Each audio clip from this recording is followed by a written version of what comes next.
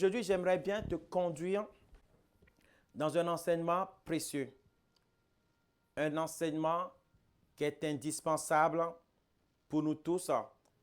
Il s'agit de comment influencer le monde par la manière du royaume de Dieu, par le Saint-Esprit. Comment influencer le monde par la puissance du Saint-Esprit. Nous allons rentrer dans cet enseignement très vite. Comment influencer à la manière du Seigneur Jésus-Christ. Vous savez, Jésus-Christ, en partant, dit, vous êtes mes témoins. Vous savez, lorsqu'une personne fait des disciples, voilà l'objectif d'un disciple. Un disciple est fait pour pouvoir véhiculer l'enseignement de son maître lorsque son maître ne serait plus là. Un maître fait des disciples pour libérer sa connaissance, pour libérer tout ce qu'il sait faire, pour le libérer à ses disciples. Et son objectif est que ses disciples comprennent, d'accord? Si quelqu'un ne souhaite pas être son disciple, cette personne peut se contenter de lire son histoire, de lire les écrits de son disciple, de lire l'histoire de ses disciples. Mais lorsqu'une personne est disciple, cette personne est capable de recevoir l'enseignement de son maître et de devenir lui-même l'enseignement de son maître. L'objectif d'un disciple est de devenir un disciple accompli. Vous savez, lorsque on fait de toi un disciple, le disciple n'est pas plus grand que son maître, mais le disciple, c'est quelqu'un qui continue par apprendre, qui grandit en connaissance, qui grandit en science, qui grandit tout simplement dans la manifestation de l'enseignement que son maître lui donne. Alors le disciple a pour objectif de devenir l'enseignement de son maître, de répliquer les mêmes choses que son maître. Et la Bible dit tout simplement clairement, un disciple accompli est comme son maître. Alors lorsque le Seigneur Jésus-Christ est venu sur la terre, il a choisi des apôtres, il a choisi 12 disciples. Après, il avait 70 et le jour de la Pentecôte, ils étaient 120. Ces 120 personnes qui ont reçu le baptême du Saint-Esprit étaient des personnes qui étaient disciples de Jésus. Pas des historiens, pas des gens qui ont seulement entendu parler du Seigneur Jésus, mais ils ont eu le temps de recevoir l'enseignement du Christ. Jésus-Christ, avant de partir, leur a donné le testament. Le testament, c'est qu'il leur a donné la parole de Dieu.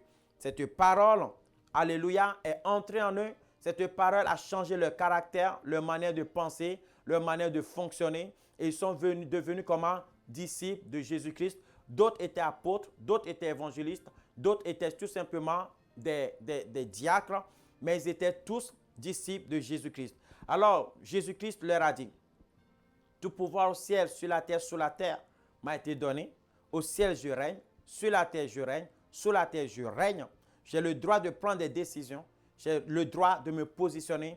Allez et faites de toutes les nations mes disciples. Qu'est-ce que cela veut dire? Faites d'eux mes élèves. Faites d'eux des gens qui veulent apprendre de moi. Faites d'eux des gens qui veulent devenir comme moi. Faites d'eux des gens qui veulent commencer par faire les mêmes choses que moi, Jésus-Christ, je suis capable de faire. Oui, faites d'eux mes disciples. Voilà ce que Jésus-Christ a dit. Encore une fois, voilà ce que le Seigneur Jésus a dit. Le Seigneur Jésus a dit, faites des nations mes disciples. Faites d'eux mes disciples. Des élèves, mes élèves. Des gens qui apprennent. Des gens qui apprennent à être comme moi. Des gens qui apprennent à faire ce que je fais. Des gens qui apprennent à avoir l'amour du Père comme moi j'ai l'amour du Père. À avoir la sainteté, la sanctification, l'amour de Dieu, l'amour de la maison de Dieu. Comme moi j'ai l'amour de la maison de Dieu. Des gens qui ont le zèle que j'ai. Les gens qui comprennent le royaume de Dieu. Des gens qui comprennent la volonté de Dieu. Oui, allez, faites de toutes les nations des gens comme ceci. Des gens dont les caractéristiques sont listées dans la citation que je viens de vous faire. Mais lorsque nous regardons aujourd'hui dans la communauté chrétienne, il y a plus d'historiens que de disciples. Il y a plus dans l'an d'église que de disciples. Pour moi, un disciple n'est pas quelqu'un qui croit. ça ne veut même pas dire ce mot. Jésus aurait pu dire, allez faire des nations des croyants. Oh my God, un disciple est plus prononcé, est plus avancé qu'un simple croyant. Est plus avancé qu'une personne qui suppose l'existence de Dieu. Ou même qu'une personne qui suppose ou qui croit fermement même que Jésus-Christ est Seigneur, que Dieu existe. Mais le disciple fait des croyants et le disciple fait des disciples. La différence entre le croyant et le disciple, c'est que quelqu'un qui peut croire et croire seulement pour lui et pour sa maison, quelqu'un peut croire et croire en attendant l'enlèvement, mais quelqu'un peut être disciple. Un disciple travaille. Un disciple a pour objectif de véhiculer, d'assurer la continuité de l'enseignement de son maître. Le disciple croit en son maître, le disciple croit en l'enseignement de son maître. Donc, il assure, il est là pour faire bénéficier aux autres l'enseignement de son maître. Il veut enseigner pour pouvoir être enseigné lui-même. Il veut enseigner pour entrer dans une sorte de pédagogie, pour entrer dans une sorte de maîtrise de son sujet. Parce qu'en enseignant, en parlant, en murmurant, en méditant la parole, on devient la parole et on comprend mieux la parole. On ouvre son intelligence pour pouvoir mieux comprendre sa parole. Alors Jésus a dit, allez faire des nations des disciples. Et ensuite, il dit, ne vous conformez pas au siècle présent dans Romains 8, mais soyez métamorphosés par le renouvellement de l'intelligence.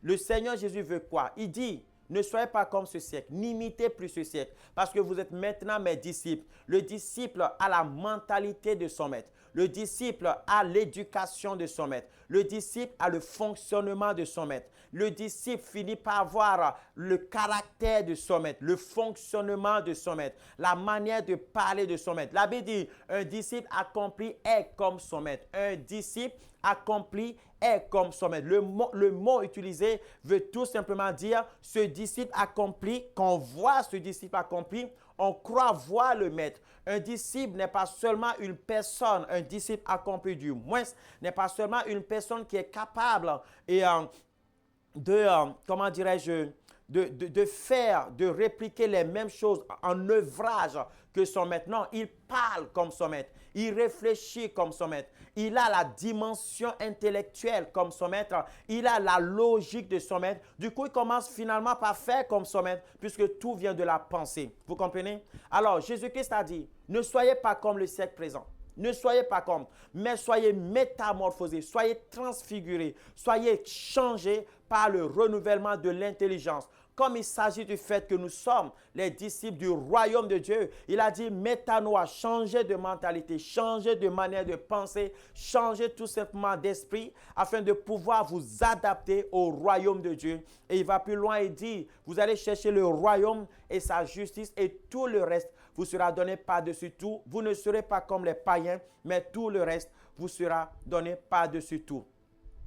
Alors, qu'est-ce que nous faisons sur la terre, mes frères et sœurs? Jésus-Christ n'a pas dit aller faire des croyants. Jésus-Christ n'a pas dit aller faire des allants d'église. Mais il a dit aller et faire de toutes les nations des disciples. Parce qu'il sait que le disciple est tout d'abord croyant. Parce qu'il sait que le disciple est tout d'abord aussi un allant d'église. Lorsque tu vas à l'église et que tu finis par croire, mais lorsque tu crois, tu ne peux pas t'arrêter là. Lorsque tu t'arrêtes au niveau de la croyance, le plan de Dieu n'est pas encore accompli en toi. Il faut que tu évolues et que tu deviennes un disciple, que tu entames le chemin de disciple-là et que tu deviennes tout simplement un disciple accompli. Mais cela n'est pas encore fini. Voilà pourquoi le Seigneur Jésus-Christ dira tout simplement quelque chose. Alléluia. Il dira,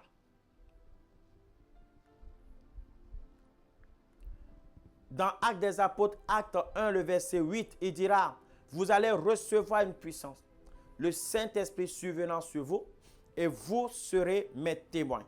Et il a dit au Matthieu, Jean 16, le verset 8, il dit, et quand il sera venu, en parlant du consolateur, le verset 6 qui dit, mais je vous dis ces choses et la tristesse remplit vos cœurs. Mais cependant, je vous dis, il vous est plus avantageux que je m'en aille. Parce que si je ne m'en vais pas, le consolateur ne viendra pas vers vous. Mais si je m'en vais, je vous l'enverrai. Et quand il sera venu, il convaincra le monde en ce qui concerne le péché, la justice et le jugement. En ce qui concerne le péché, la justice et le jugement.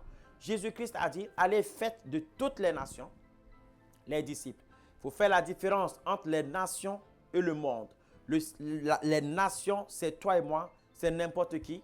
Le monde, c'est le fonctionnement, c'est ceux qui vivent dans la mentalité du monde. C'est ceux qui vivent dans le fonctionnement du monde. Ce monde qui est rempli de athéos, des personnes qui décident de ne pas suivre Dieu, de ne pas croire en Dieu, de ne pas fonctionner selon la manière de Dieu. Des personnes qui ont la mentalité du monde, qui sont éduquées à la manière du monde. Mais la Bible dit ce monde, ces personnes qui sont éduquées à la manière du monde, qui ne sont pas les arbres que nous voyons, mais qui est un système de fonctionnement cosmotique. Oh, la Bible dit quoi? Ce système sera convaincu. Ce système sera convaincu par le Saint-Esprit. Il vous est plus avantageux que je m'en aille afin que le consolateur vienne. Mais lorsque le consolateur viendra, ce consolateur vous utilisera pour convaincre le monde en ce qui concerne le péché, en ce qui concerne le jugement, en ce qui concerne la justice, c'est-à-dire en ce qui concerne le fait que ce monde ne croit pas à moi. Le monde est basé sur trois choses. C'est rempli de personnes qui sont des athéos, des personnes qui ne croient pas en Jésus-Christ, font partie du monde. Que tu sois athée ou pas, tu es du monde. Bouddhiste, tu es du monde. Tout système qui ne fait pas du Seigneur Jésus, le Seigneur des Seigneurs, le Roi des Rois est du monde. Tout système, toute religion qui ne fait pas du simple, du seul Seigneur Jésus-Christ, le Roi des Rois et Seigneur des Seigneurs est du monde. Et je dirais même que 95% des religions terrestres sont du monde. Point final, pour ne pas aller chercher loin. Parce que Jésus-Christ, ce n'est pas la religion. Je peux même dire 100% des religions sont du monde. Parce qu'il y a beaucoup de gens qui sont religieux, beaucoup qui se font baptiser, même qui se font baptiser à leur naissance, beaucoup qui font la communion. Mais lorsqu'ils grandissent, ils ne croient pas en Dieu. Je vais vous dire quelque chose. Lorsque tu ne crois pas au Seigneur Jésus, tu es un mondain, tu es du monde. Tu peux être baptisé à ta naissance, tu peux être baptisé à un moment donné. Tu peux choisir de continuer par fonctionner dans le royaume de Dieu. Mais du moment où tu prends la décision de ne plus croire au Seigneur Jésus-Christ, tu es du monde. Toutes ces personnes, toutes ces catégories de personnes qui sont nées tout simplement dans la religion, qui sont baptisés à la naissance, qui ont même pris leur première communion. Moi, j'ai un ami qui a fait sa première communion et puis le reste, et sa confirmation, il a fait juste parce qu'il était en train de vouloir une fille qui aussi faisait la première communion. Et comme il n'a pas eu en première communion, ils ont évolué ensemble dans la confirmation. Mais je ne sais pas s'il a eu la fille ou pas. Vous comprenez? Alors, beaucoup ont leur objectif. Beaucoup vont dans des églises parce qu'ils ne croient pas en Dieu. Parce qu'ils croient que David Storm a un don. Parce qu'ils croient qu'un prophète a un don. Je vais aller pour qu'il puisse exercer ce don sur moi. Je vais aller tout simplement pour qu'il puisse faire ce qu'il appelle sa prière. Pour qu'il appelle ce qu'il appelle son Dieu, je m'en fous. Pour qu'il appelle ce qu'il appelle son Seigneur, son Sauveur, son Maître, son Jésus, je m'en fous. L'important pour moi, c'est que j'ai le résultat. On m'a dit que vous étiez guérisseur. Je m'en fous de ce que vous faites. Guérissez-moi. On m'a dit que vous êtes un chasseur de démons. Je m'en fous de ce que vous faites. Chassez-moi ce démon. Mais je ne crois pas en votre Jésus. Je crois du moins que vous avez un don. Je ne crois pas en Dieu. Je ne crois pas à Jésus. Je crois aux humains. Hein? Vous comprenez ces phrases, n'est-ce pas? Vous entendez ces phrases, n'est-ce pas? Les gens qui disent, moi je crois en l'homme, moi. Tu crois en l'homme? L'homme qui tue, l'homme qui viole, l'homme pédophile. Tu crois vraiment en l'homme? L'homme qui fait du mal à sa femme, l'homme qui fait du mal à son mari. Tu crois vraiment en l'homme? L'homme qui rentre dans un délire, l'homme voleur, l'homme tricheur, l'homme capitaliste. Tu crois vraiment au monde, à l'homme? Non. Nous ne pouvons pas croire à l'homme. L'homme, c'est que la déception. Non. À chaque fois que tu fais confiance en l'homme, c'est la déception qui vient. Tu ne peux pas faire confiance à l'homme. Tu peux croire au Seigneur Jésus-Christ. Alors fais ce que tu fais. Fais tes manigances de la même manière dont je suis venu te voir. Je suis allé déjà voir le marabout. Et si je suis venu te voir, c'est parce que le marabout n'a pas fonctionné. Le magnétiseur n'a pas fonctionné. Le voyant n'a pas fonctionné. Voilà pourquoi je viens vers toi afin que tu essayes de me trouver la solution. Mais si tu veux parler de Dieu, parle de Dieu. Mais je sais que vous tous, vous êtes pareils, dans la même manigance. C'est juste un talent que tu as, un don que tu as. Tu es presque comme un féticheur. Tu es presque comme un marabout. Je suis venu te consulter. Oh, alléluia, fais pour moi. Alors, tu diras, si c'est 300 €, je paie 300 €, fais pour moi. Si c'est gratuit, tant mieux. Toi, tu es un bon cœur, toi. Toi, tu peux nuire, souffrir, ce n'est pas grave. Fais pour moi. Je suis égoïste. Je viens, je ne pense pas à Dieu. Je ne suis pas prêt à donner ma vie au Seigneur Jésus. Mais je suis égoïste. Fais pour moi. Voilà le monde. Le monde est caractérisé par ceux qui ne croient pas en Seigneur Jésus. Le monde est caractérisé par, oh Ramaso Kayama, ceux qui ne croient pas que Jésus-Christ est reparti vers le Père. La Bible dit, il convaincra le monde par la justice. La justice parce que je vais au Père. Il y a une justice qui se fera. Beaucoup de gens vivent dans l'injustice. Beaucoup de gens prônent l'injustice. Ils font des manigances pour se faire poler sur la terre. Ce sont des menteurs. Mais il y a une justice, mon frère. Il y a une justice qui viendra. Jésus repart. Si tu n'as pas le Seigneur Jésus dans ta vie, si tu ne le prends pas comme ton avocat, une justice va venir et cette justice est capable de te fracasser. Voilà pourquoi tu dois te repentir. Voilà pourquoi tu dois comprendre qu'il y a une justice.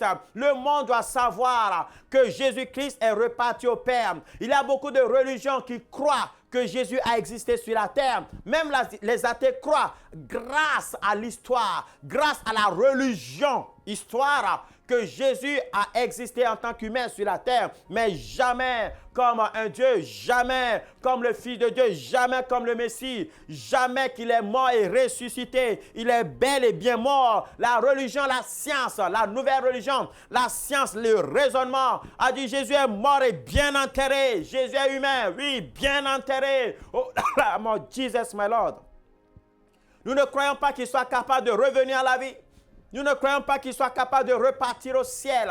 Mais le Saint-Esprit convaincra le monde que Jésus-Christ est reparti au ciel. Vous savez, ce n'est pas au retour du Seigneur Jésus que le Saint-Esprit a besoin de travailler. Sinon, on n'aura pas besoin du Saint-Esprit. Le Saint-Esprit, c'est amener les gens à croire. C'est amener les gens à accepter ce que l'œil ne voit pas. La foi par l'œil, la foi par la vision, la foi par l'audition, la foi par le toucher. Non, ce n'est pas le Saint-Esprit. On n'a pas besoin du Saint-Esprit pour cela. Comment prouver à quelqu'un qui ne croit pas en Dieu que Jésus est reparti au ciel par le Saint-Esprit? Comment prouver à quelqu'un qui ne croit pas que Jésus-Christ existe? Tu vas essayer de le convaincre. Tu vas essayer de le convaincre par toi-même. Le jugement, parce que le prince de ce monde est jugé. Satan est vaincu. Les démons sont vaincus. Les sorciers sont vaincus. Ceux qui travaillent pour Satan, vous êtes déjà vaincus. Ils sont vaincus. Mais le monde doit comprendre cela, que le prince de ce monde est vaincu.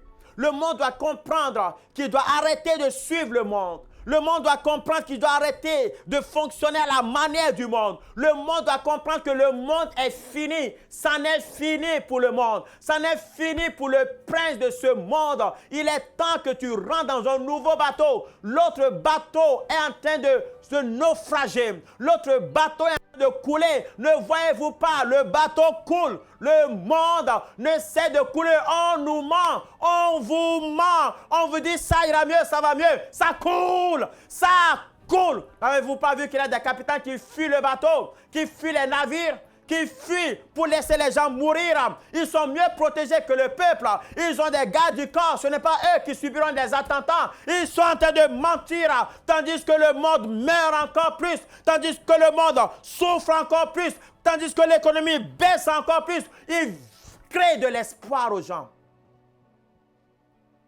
Sortez du monde, rentrez dans le royaume de Dieu. Makorobobo, Ramasantokaya, Rimashekea. Mais pour cela, il faut tout simplement que le Saint-Esprit agisse. Il faut que le Saint-Esprit agisse. Le Saint-Esprit a la bouche. Le monde ne peut pas le recevoir. Le Saint-Esprit a la bouche, mais le monde ne peut pas le recevoir. Le seul moyen que le Saint-Esprit a pour parler à ceux du monde, c'est toi qui l'as reçu. Je répète encore une fois. Le seul moyen, ou le moyen par excellence que le Saint-Esprit veut utiliser pour sauver, pour persuader, c'est la même manière dont il parlait au prophète, pour que le prophète parle au peuple.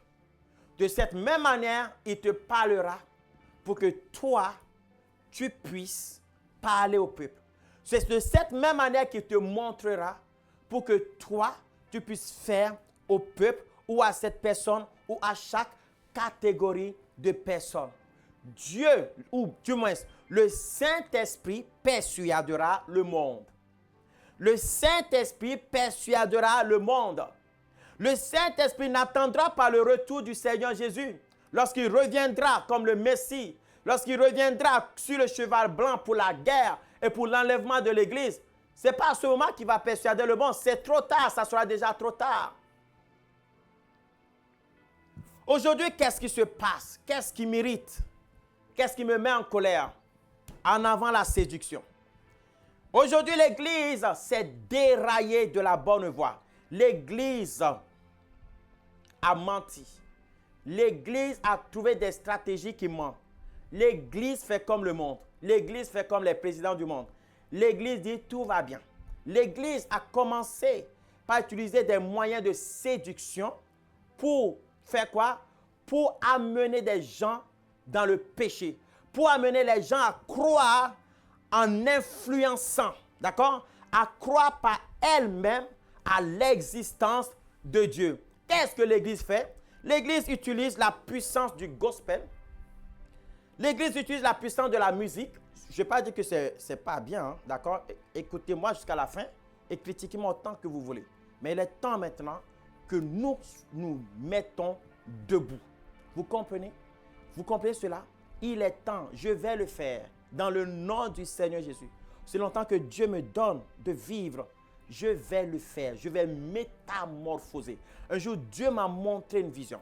Cette vision, j'ai vu des cadavres, des corps dans la terre, des corps grisâtres dans la terre. Mais la puissance de la résurrection de la vie est tombée sur ces personnes. Ces personnes sont revenues à la vie. Et Dieu m'a dit, est-ce que tu les vois? J'ai dit, oui, je vois, mais c'est quoi ça? Et il m'a dit, c'est mon armée. Mon armée qui se lève. Mon armée qui se met debout. Mon armée qui se lève pour faire quoi? Ma stratégie de la fin des temps. Le diable a cru qu'il a endormi beaucoup. D'un seul coup, beaucoup se lèveront. D'un seul coup, beaucoup se lèveront. Voilà pourquoi quand cette femme a dit, vous êtes installés où? J'ai dit, nous sommes installés partout. Parce que ma vision, la vision que Dieu m'a donnée, nous irons partout sans frontières. Nous allons renverser les frontières. Nous allons renverser les frontières. Nous allons renverser les oppositions. La parole de l'évangile ira partout. Je vais œuvrer pour cela. Je vais prier pour cela. Je vais jeûner pour cela. Je vais travailler pour cela. Je vais conquérir la terre pour le royaume de Dieu. Et toi, tu dois réfléchir de la même manière. Toi, tu dois penser de la même manière. Il est temps de se mettre debout. On n'a plus le temps à perdre. Il n'y a plus de temps à perdre. L'Église est en retard. Si Jésus venait aujourd'hui, l'Église est en retard. Si l'époux venait aujourd'hui, l'Église est en retard. Les chandeliers sont éteints, les torches sont éteintes. Si Jésus revenait aujourd'hui, l'Église ne serait pas au rendez-vous. L'Église est en retard. Nous avons péché contre Dieu. Nous avons usé de la séduction, plusieurs moyens. Nous avons distribué les prospectus. Nous avons fait des choses, mais ce n'est pas suffisant. Nous avons fait du gospel. Ce n'est pas suffisant. Nous avons utilisé la jeunesse. Ce n'est pas suffisant. Il y en a même qui vont jusqu'à dire aux filles, vous les filles, vous pouvez plus facilement évangéliser les hommes. Vous les hommes, vous pouvez plus facilement évangéliser les filles. C'est quoi ces histoires? Vous voyez jusqu'où peut aller la stratégie de la séduction? En tout cas, moi, ça me met en colère. Parce que Jésus-Christ a dit quelque chose. Vous allez recevoir une puissance. Vous allez recevoir quoi? Une puissance. Lorsque le Saint-Esprit descendra sur vous et vous serez mes témoins. Vous savez ce que Jésus a dit par là? Il a dit restez à Jérusalem jusqu'à ce que le Saint-Esprit ne vienne. Maintenant, je vais te montrer quelque chose et tu me diras si tu as vraiment le feu du Saint-Esprit. Tu sais, tu peux avoir le Saint-Esprit, hein? Tu peux avoir le parler en langue, mais tu peux ne pas avoir le feu du Saint-Esprit. Lorsque le Saint-Esprit est arrivé, il est arrivé avec les trois en même temps. Il est arrivé avec son souffle, le Saint-Esprit, sa présence. Il est arrivé avec le feu du Saint-Esprit. Il est arrivé avec les dons du Saint-Esprit. Dans le Saint-Esprit, nous avons la personne du Saint-Esprit qui est caractérisée par le consolateur. Nous avons l'enseignant qui est caractérisé par les dons et les talents. Il t'enseigne pour que tu manifestes, tu puisses vraiment bien utiliser le don qu'il a mis en toi. Nous avons le caractère de Dieu qui est manifesté, qui est représenté par le fruit du Saint-Esprit. Et nous avons le feu, my God, du Saint-Esprit. Ce feu du Saint-Esprit fait que Pierre, qui était timide, que Pierre qui a renoncé au Seigneur Jésus plus de 3 fois, Pierre s'est mis debout, a commencé par hurler, a commencé par dire à tous ceux qui sont venus en pèlerinage en Israël le jour de la Pentecôte, lorsqu'ils fêtaient leurs 50, il a commencé par leur dire, le vrai libérateur c'est Jésus. Lui qui n'osait pas se faire voir quelques jours seulement après la résurrection du Christ. Lui qui disait, je ne le connais pas, est sorti dans les rues. Le premier miracle s'est passé dans les rues. La première prédication de l'évangile s'est passée dans les rues. Aujourd'hui, nous limitons tout dans un bâtiment. Aujourd'hui, Pierre veut dire, je suis le seul qui doit prêcher. Je suis le seul qui doit guérir les malades. Pourtant, le Saint-Esprit dit, cette personne qui vient de se convertir peut imposer les mains aux malades et qu'il soit guéri. Le Saint-Esprit dit, oui, je vais utiliser cette personne-là qui vient de vivre un témoignage à pouvoir sortir dans les rues et témoigner de moi. Qu'est-ce que c'est que vous allez recevoir une puissance et vous serez mes témoins? Cela veut dire qu'être témoin, c'est vivre quelque chose, c'est être témoin. Ce n'est pas être un historien, ce n'est pas être une personne qui est partie lire. Chaque personne, pour moi, doit pouvoir avoir une expérience personnelle, une expérience individuelle avec le Saint-Esprit qu'il est capable de pouvoir témoigner. Avec le Saint-Esprit est là pour t'amener dans une dimension supérieure, dans une dimension d'autorité, dans une dimension qu'on appelle dynamise, dans une dimension de puissance, de telle enceinte qu'en vivant cette puissance, tu puisses témoigner. Vous savez, moi, je dis quelque chose. J'ai vu Jésus les yeux ouverts. Je peux témoigner ça. Mon expérience, c'est que j'ai vu Jésus, tel que je vois cette caméra, j'ai vu Jésus les yeux ouverts. Maintenant, je peux te dire, moi, je crois que Jésus existe parce que je l'ai vu les yeux ouverts. Je vais prier pour toi et tu verras qu'il existe. C'est tout. Je viens de prêcher. Je viens de témoigner. N'attends pas l'école biblique. N'attends pas 3 ans d'école avant de témoigner. Ce que tu dois chercher, ta première école, c'est l'école avec le Saint-Esprit. Commence dès à présent à déranger le Saint-Esprit. À pouvoir lui dire, Saint-Esprit, je te dérange. Je veux rentrer dans une expérience personnelle avec toi. J'aime beaucoup mon pasteur. J'aime beaucoup David Storm. J'entends ce qu'il dit. Mais moi, je veux avoir une relation personnelle avec toi. Lui, t'a vu. Lui, t'a expérimenté. Mais je veux avoir une expérience personnelle avec toi. Dérange-le. Je ne prie s'il faut. Dis, Saint-Esprit, manifeste-toi. Où est mon expérience? Où est mon témoignage? Je veux être témoin. Je veux être témoin. Où est mon témoignage? Jésus est ressuscité. Où est mon témoignage? Jésus est reparti au ciel. Où est mon témoignage? Jésus a dit, allez, guérissez les malades. Chassez les démons. Ensuite, dites-leur que le royaume de Dieu est là. Vous comprenez? Il a dit, guérissez les malades. Luc 9, verset 10 dit, écoutez bien, guérissez les malades qui s'y trouveront. Guérissez les malades qui s'y trouveront. Vous comprenez? Et ensuite, dites-leur que le royaume de Dieu s'est approché de vous. Qu'est-ce que cela signifie? Matthieu 10, verset 8 dit, guérissez les malades, ressuscitez les morts, purifiez les lépreux, chassez les démons. Vous avez reçu gratuitement, donné gratuitement. Le Seigneur Jésus-Christ est en train de dire, avec l'expérience que nous avons avec le Saint-Esprit que nous avons reçu, nous a donné l'autorité et la puissance de pouvoir guérir les malades, de pouvoir chasser les démons, de pouvoir ressusciter les morts, de pouvoir purifier les lépreux. Nous devons le faire en leur disant, voilà, c'est le royaume de Dieu qui s'est approché de vous et vous a fait ces cadeaux gratuitement. Voilà pourquoi lorsqu'un pasteur demande de l'argent pour la guérison, il est en train de pécher contre Dieu. Il est en train de pécher contre le royaume de Dieu.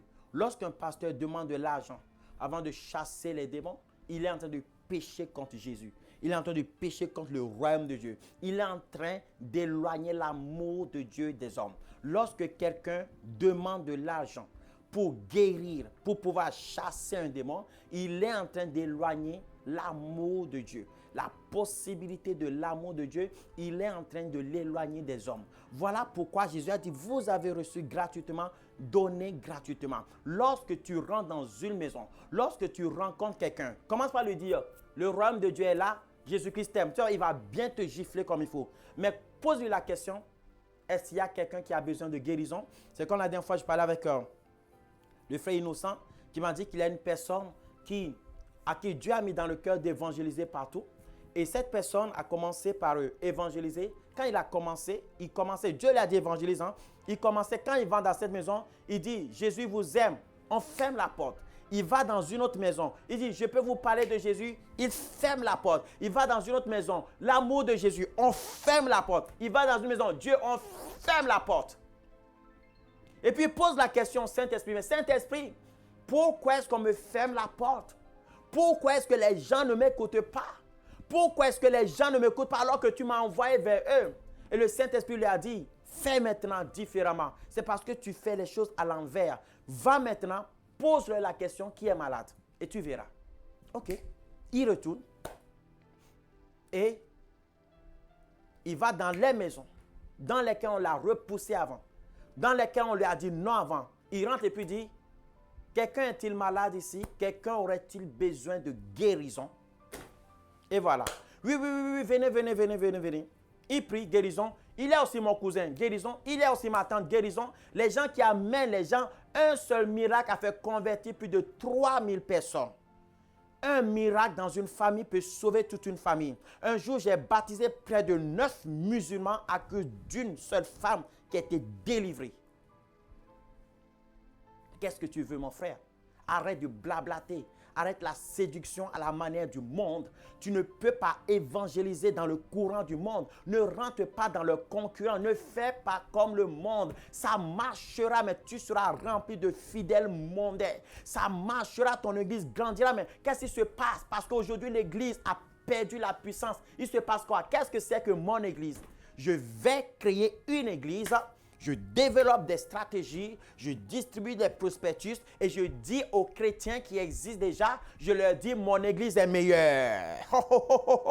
Alors les chrétiens quitteront les autres églises et ils viendront dans mon église qui est meilleure. Alors je grandis, je grossis, je deviens obèse, je deviens puissant en argent, puissant en ressources financières. J'ai beaucoup d'honneur parce que j'ai une grande église, mais lorsque l'église, la petite église à côté de moi n'arrive pas à payer le loyer, je ne peux pas l'aider parce que c'est un système de séduction. Je ne peux pas l'aider, même le Saint-Esprit ne serait même pas capable de te dire aide cette petite église qui a besoin d'argent. Tu ne peux pas parce que tu as un système de capitaliste qui est engouffré dans ta tête. Tu es tellement là, ta seul objectif c'est de grandir. Ton seul, objectif c'est de grandir encore plus, Parce que plus tu es grand, plus on te glorifie, plus on t'honore. Mais ces gens-là ont quitté ces pasteurs qui ont tout fait pour les évangéliser. Toi, tu es venu avec la séduction. Et tu continues avec la séduction. Et tu grandis avec la séduction. Et tu crois que tu es quelqu'un, franchement? Tu crois que tu as fait quelque chose, franchement? Et c'est ça qui arrive aujourd'hui. Quelqu'un, Dieu lui dit, va créer l'église dans ce village. Il ira dans le village. Il n'ira même pas. Il attendra que quelqu'un aille d'abord, qu'il ait quelques convertis. Et quand il voit qu'il a quelques convertis, il dit, oh, Dieu m'a dit d'aller dans ce village. Parce qu'il voit qu'il a beaucoup qui se convertissent. Il ira dans ce village et il ira dire à ceux qui sont convertis, chez moi, c'est mieux. Ça, c'est la séduction, ça. Mais ce que Dieu veut de nous, ce que Dieu veut de toi, ce que Dieu veut de moi, apportons le salut, apportons la délivrance, apportons Yehoshua, apportons Yehoshua, apportons Yehoshua, apportons Yehoshua. Et lorsque Jésus paraîtra, ensuite, Prêchons-leur le royaume. Leur cœur est déjà ouvert. L'homme aime la reconnaissance. Le cœur est déjà ouvert. Le cœur est déjà ouvert. Un jour, je suis allé à Mayotte et quand je prêchais, on jetait des projectiles. Alors j'ai dit maintenant, j'arrête de dire Jésus est Seigneur. J'ai commencé par dire au nom de Jésus, tout esprit impur sort. 3 femmes passaient, les 3 sont tombées à terre. Et les démons ont commencé par sortir. Les djinns ont commencé par sortir. Et lorsque je leur ai dit, il n'y a de salut en aucun autre nom. Sinon, si ce n'est pas le nom du Seigneur Jésus, beaucoup se sont convertis. Je vais faire l'école biblique gratuite pour tous, Technon, présent sur tous les médias. Que toi tu veuilles ou que toi tu ne veuilles pas, je le ferai. Après Technon, dans Technon, il y aura l'école biblique que j'appelle FIRE. Formation internationale du royaume pour les élites. Formation internationale du royaume pour les élites. FIRE, école biblique FIRE. Pourquoi? Je vais les susciter. Je vais les ressusciter pour le Seigneur Jésus. Vous irez dans les rues. Vous allez envahir les villes. Vous allez envahir les maisons. Vous allez le faire.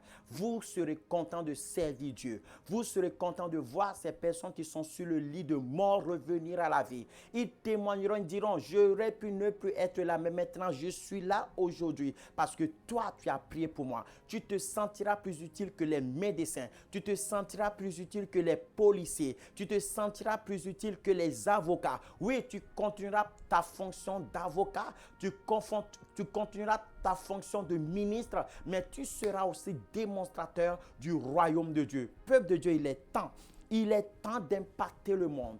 Il est temps d'influencer le monde. Il est temps de l'influencer à la manière du Christ, à la manière du royaume de Dieu. Voilà ce que l'ennemi ne voulait pas. Parce que l'ennemi ne voulait pas que tu entendes ça. Voilà pourquoi l'ennemi bloque les finances. Que les enfants de Dieu ne financent pas les ministères de vérité. Des ministères qui sont là pour propulser, pour pousser quelqu'un devant. Voilà pourquoi l'ennemi est mauvais. Mon frère, ma soeur, il est temps que tu te mettes à prier maintenant. Où est mon expérience avec le Saint-Esprit? Où est mon témoignage avec le Saint-Esprit? Je veux me mettre debout. Je veux servir la création pour le Seigneur Jésus. Parce que le Saint-Esprit persuadera. Le Saint-Esprit persuadera en ce qui concerne le péché. Le Saint-Esprit persuadera. C'est lui qui persuadera. Et l'apôtre Paul a dit quelque chose. Mon évangile n'est pas venu. Mon évangile n'est pas venu avec la persuasion de l'homme, mais mon évangile est venu avec la persuasion du Saint-Esprit. Cette persuasion se manifeste par la démonstration de puissance. My God, my Jesus, my Lord. Toute personne, tout disciple du Seigneur Jésus-Christ doit être capable de démontrer la puissance de Dieu. Tout disciple du Seigneur Jésus doit être capable de démontrer la puissance de Dieu. Les dons,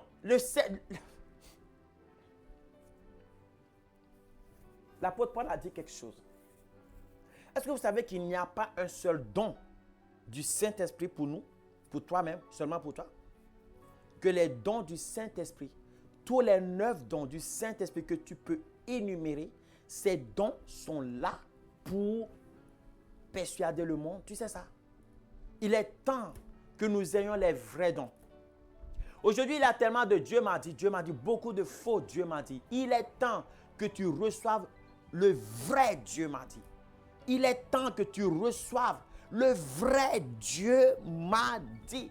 Est-ce que tu réalises que si tu avais le vrai don prophétique, ce que tu peux faire, tous ceux qui vont voir les voyants, tu peux les sauver pour Jésus. Arrêtons de perdre le temps. Vous savez, arrêtons un peu le cinéma. Arrêtons le cinéma. Le cinéma fait que l'église est remplie aujourd'hui des gens qui ne croient pas en Dieu. Je répète, l'église est remplie aujourd'hui des gens qui ne croient pas en Dieu. Ce sont des aventuriers. Nous avons fait plus d'aventuriers que de disciples du Seigneur Jésus. Je suis dur, je me mets dedans, je suis aussi fautif que tout le monde. Nous sommes tous pécheurs. Nous sommes des pécheurs, nous sommes des fautifs. Mais maintenant, repentons-nous. Maintenant, prenons le bon chemin. Maintenant, avançons. Maintenant, faisons quelque chose d'utile. Faisons ce que Dieu veut. Avançons pour le royaume de Dieu, my God. Que ces aventuriers deviennent des enfants de Dieu. Que ces aventuriers deviennent... Je vais encore vous dire quelque chose. Vous voulez savoir? Jésus-Christ est connu. Vous savez, je dois acheter du matériel encore. Je suis désolé. Et je vais vous faire des enseignements. La vraie nouvelle naissance. Lorsque tu fais la prière, Jésus, Jésus, je te reçois à partir de je suis né de nouveau. Ça, pardon, c'est juste la confession de foi de ce qui est censé se produire vraiment dans ton cœur. Mais ce n'est pas forcément parce que tu le dis par la bouche que ça se produit vraiment dans ton cœur.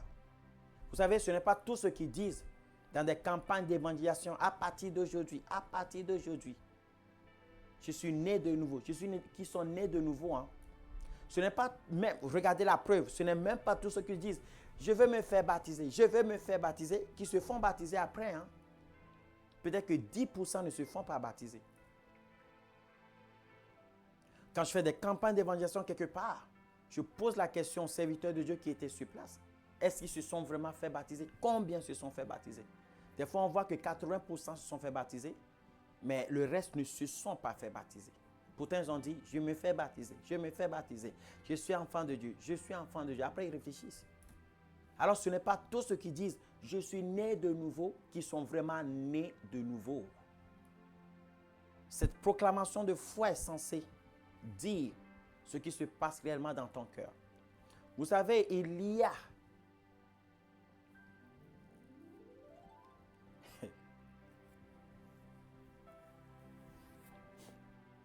a un petit temps, ça peut se faire au même moment, mais il y a une différence entre la nouvelle naissance et enfant de Dieu. Je ne parle pas d'un épios.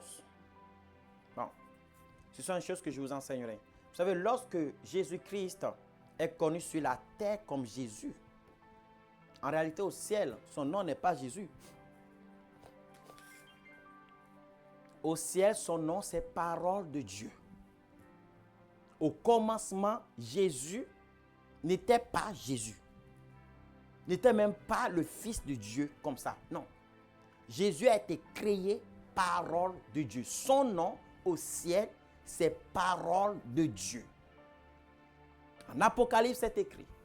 On a écrit sur sa jambe parole de Dieu. Et la Bible nous le dit dans Jean 1, au commencement était la parole. La parole était avec Dieu et la parole était Dieu. Elle était au commencement avec Dieu. Toutes choses ont été faites par elle et rien de ce qui a été fait n'a été fait sans elle. En elle se trouve la vie. La vie est la lumière. La lumière, lui, dans les ténèbres ne l'ont point reçue. Mais nous avons contemplé sa gloire, la gloire du Fils unique venu du ciel. Alors, quand la parole s'est faite chair, et tu l'appelleras du nom de Jésus. Tu comprends? C'est quand la parole, Jésus a connu sa nouvelle naissance, quand il est rentré, il a été créé au ciel dès le commencement. Il n'a pas 2000 ans, il a plus que 2000 ans.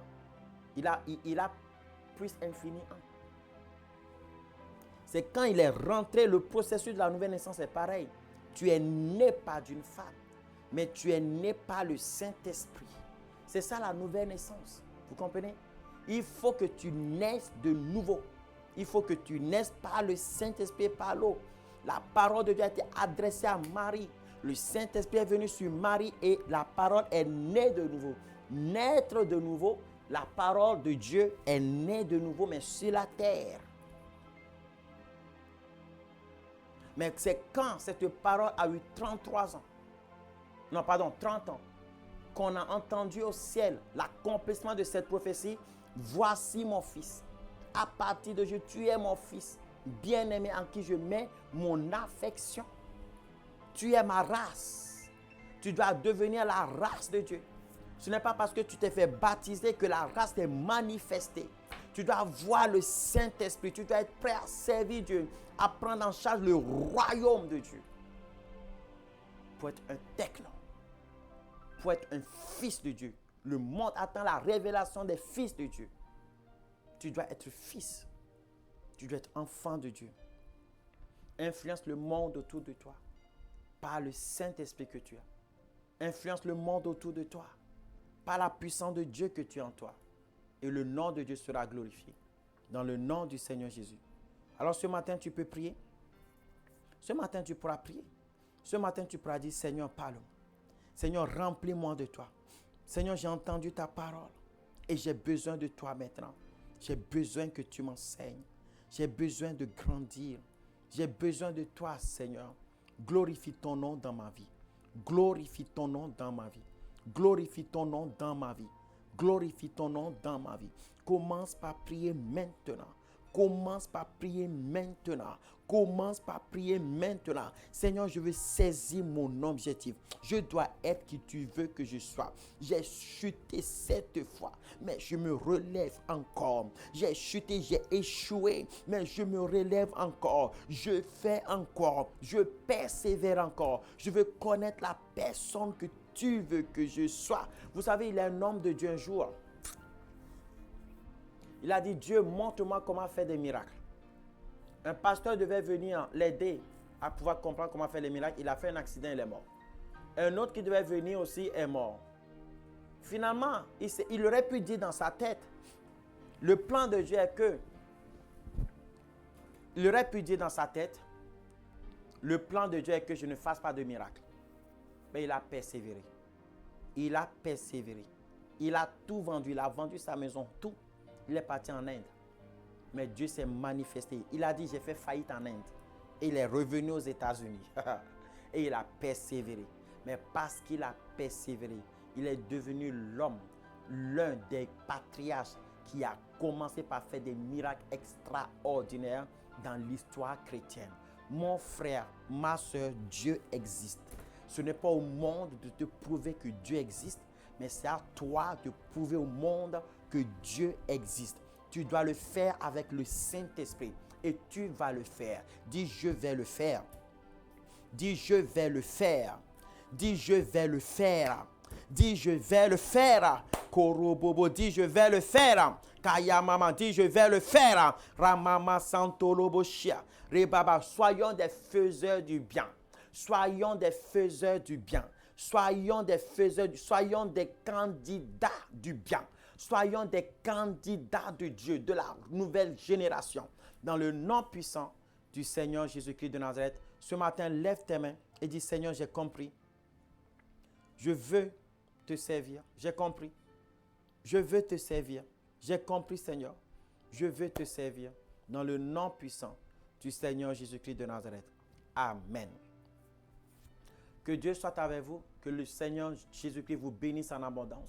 Dans le nom du Seigneur Jésus, j'espère que vous avez entendu la parole. J'espère que vous avez entendu l'enseignement. Ce soir, nous sommes là. Nous sommes là à 20h ce soir pour l'enseignement. Vous pourrez téléphoner pour poser toutes sortes de questions que vous voulez concernant l'enseignement. Il est temps maintenant que tu sois enseigné. Il est temps maintenant que tu te mettes debout. Il est temps maintenant que tu comprennes des choses extraordinaires, des choses de la présence de Dieu. Il est maintenant temps que tu te lèves et que tu dises, moi, je vais servir Dieu.